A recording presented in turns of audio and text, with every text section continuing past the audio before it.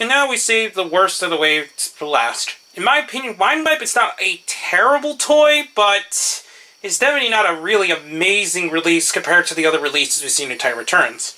Anyways, this is the final review of my Titan Returns Wave 2 Deluxe reviews, and as I mentioned earlier, it's definitely not the best toy ever made. We're going to look at the box as normal. There's a picture of Vorath, since he actually was able to keep both Mindwipe and Vorath, so that's nice. Picture of his bat mode. Picture of how he looks like on the back with 16 steps and the usual promotions as normal. His main accessories includes a gun, a shield weapon, which actually forms the tail, which actually wasn't prevalent on the G1 toy whatsoever, so that's actually kind of cool that they added something new to the toy. And obviously the character bio card, as we've seen, is normal, along with the Headmaster. Here is a closer look at the bio card, along with the stats at the back, which is a little bit more balanced in the stronger points, so that's pretty cool. Just as a comparison, here he is next to the G1 version of the figure, which is really dusty. It's been on my shelf for a long time, so it's unfortunately very dusty and I forgot to clean it off. So here's the comparison. He is shorter, but he just overall looks better compared to his G1 release. Now we'll go on to the articulation points. Head, standard ball joint and swivel as we've seen. He's got these really gummy wings which fold back and forth, and that's kind of one of the main problems of the toy, is that most of this toy is extremely gummy, and I just think it looks really bad because of that. He has ball joints at the shoulders, which can swivel, but it does have a problem with the wings being in the way, so you do need to move it a bit in order to get it fully outwards. However, he does have an inner shoulder joint, once again due to transformation, and it's on a separate swivel there. Swivels at the biceps, single joints at the elbows. Actually, no, I took that back. Double joints at the elbows, so he's one of the few that actually has a double joint, so that's really cool. And no hand articulation at all, kind of. It can move a bit, but with the gun in hand doesn't really do anything, and that's a transformation joint. He does have 360 waist swivel. Ratchets at the shoulders, but it's kind of loose. It's definitely not the best I've seen. Swivels at the thighs.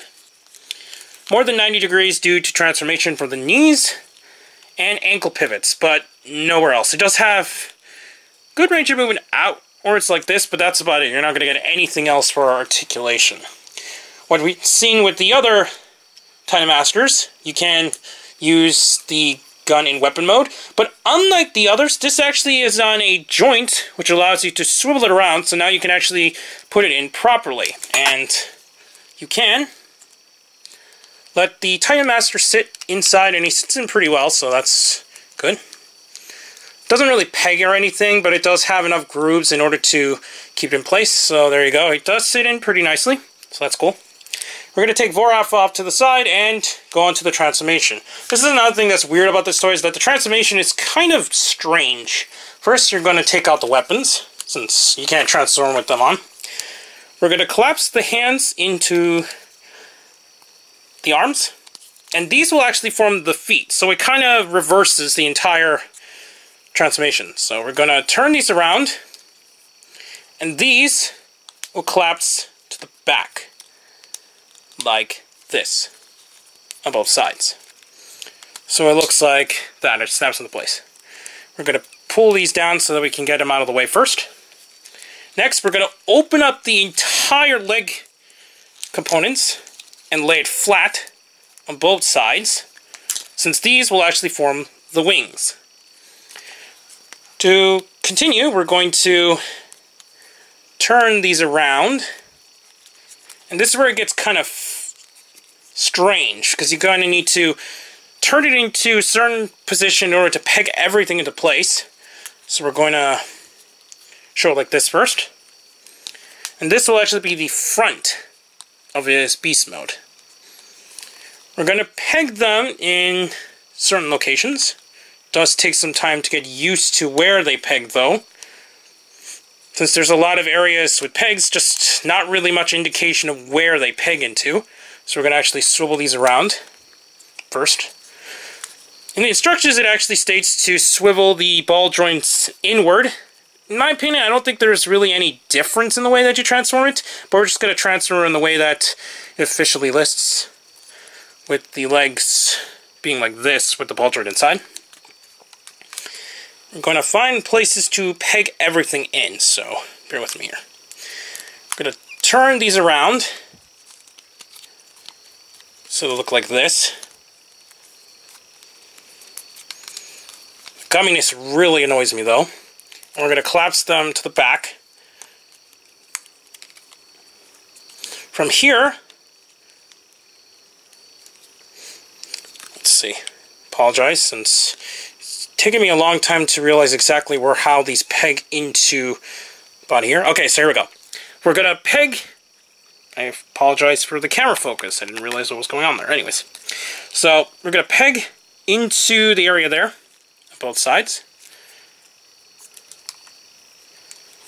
So now we got that going on. We're going to push the feet to the back so that they just look like this so far. And these will peg into components in the back here.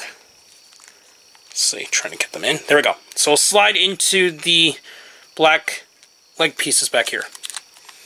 Like so.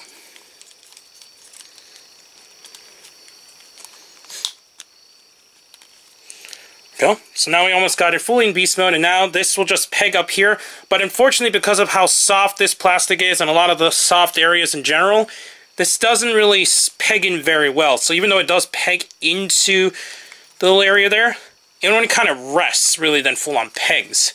So there you have Mindwipe in his bat mode. It just seems like Hasbro and Takara are kind of cursed when it comes to bat transformers, since they don't really know how to make a really good toy out of the bat forms, since a lot of them always have little problems here and there, and they're definitely not the most perfect toys in any means. So it's unfortunate that even up to this point it still suffers from that same problem. Articulation, the mouth can open and close, so that's nice. The wings can kind of flap via the pin joints, but it's about it. You're not going to get a whole lot there. And because everything is pegged in otherwise, articulation, you're not going to get a whole lot. The head doesn't even swivel or anything, so that's pretty much all you're going to get for articulation. You can open up the canopy right here and plug in his Target Master. Well, sorry, I keep thinking Target Master. His Headmaster. And he kind of does this weird thing where he sits like this. So he actually sits forward rather than sideways. So when you put him in, I guess if you wanted to put it in robot, it's going to look very strange. But I'm pretty sure you wouldn't want to keep the Headmaster inside in robot mode. To finish off the transformation, which I actually forgot to show, you peg in the tail in the back, and now you got it fully transformed. You're going to put away the claw too, so there we go. Looks like this. You can actually store the gun in this mode. You just peg it into the back here. So now, I guess he's got a tail gun. So there you go. It just kind of pegs back there, and now you can shoot from the back if you needed to. So other than that, this is a pretty okay beast mode, but it's definitely not the best toy overall. Anyways, we're going to take a quick comparison with the other two Decepticon Headmasters in their beast modes. And here's how the Decepticon trio looks like together in the Titan Returns line. Now, one thing I have to admit is, even though I have a lot of grievances with the Mindwipe mold, it's nowhere near the problems which I had with the Skull Cruncher mode, which is really annoying, and I just kind of really hate that figure compared to the rest of the line. And I think, even though Mindwipe is, in my opinion, the weakest of the wave, Skull Cruncher is still the weakest in the entire line due to the finicky pegs and various of other problems, and I just don't really like that mold to begin with.